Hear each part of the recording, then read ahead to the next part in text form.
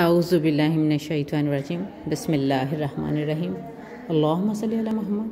अस्सलामु अलैकुम वरहमतुल्लाहि वबरकातुहू। उम्मीद है इंशाअल्लाहुल अज़ीज़ अब सब खैरियत से होंगे। अल्हम्दुलिल्लाह मैं भी खैरियत से हूँ और दिली दुआएं कि अल्लाह ताला हमें दीन इस्लाम पर चलने की तौफ़ीक़ अता फ़रमाए और आका सल्लल्लाहु अलैहि वसल्लम की पैरवी खुलूस दिल के साथ अता फ़रमाए। अगर आपको मेरी वीडियोज़ अच्छी लगती हैं तो अपनी फैमिली और फ्रेंड्स के साथ इनको शेयर कीजिए। अपने लिए और मेरे लिए सदक़े जारिया ज़रूर कमाइए। अना इंसान को बाज़ औक़ात इतनी झूठी अना इंसान को अमाल के ज़ाया हो जाने का सबब बन जाती है।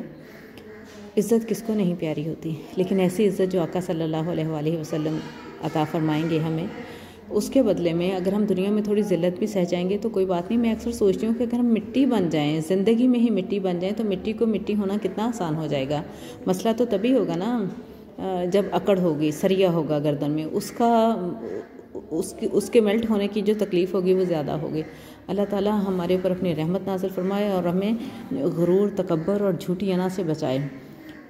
ख़ुद को बढ़तर समझना बुराइयों को जन्म देने का पहला ज़िना है, जहाँ पर इंसान ये समझना शुरू कर देता है कि मैं दूसरों से अच्छा हूँ, दूसरों से अफसल हूँ, दूसरों से नेक हूँ। क्योंकि शैतान का सबसे बड़ा जो वार होता है वो नेकियों का गुरूर दिलाना होता है, वहीं से उसकी तबाही और बर्बादी शुरू हो जाती है।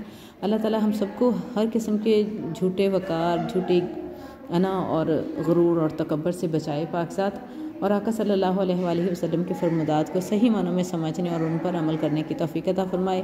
बर्दाश्त इंसान को बहुत बड़ी इंसानियत अता करती है, जो शायद बदला भी नहीं देता, क्योंकि हमें दीन भी बर्दाश्त का और दरगुज़र का दर्स देता है। आका सल्लल्लाहु अलैहि वसल्लम ने फरमाया, अगर झुक जाने यानी आजिज़ी अख्तियार करने से तुम्हारी इज़्ज़त घट जाए तो क़यामत वाले दिन मुझसे ले लेना। सही मुस्लिम की हदीस मुबारक है। तो इस हदीस पाक से हमें पता चलता है कि आजिज़ी और इनकिसारी गो के वक्ती तौर पे इंसान अख्तियार नहीं करता, क्योंकि उसमें अकड़, जल्दबाजी, गुस्सा, तैश सब शैतान का दिलाया हुआ होता है। अगर हम इस हदीस मुबारक पर अमल करें तो इंशाअल्लाह दुनिया में भी और आखिरत में भी हम आप सल्लल्लाहु अलैहि वसल्लम की दी हुई इज़्ज़त से मुस्तफ़ीद होंगे।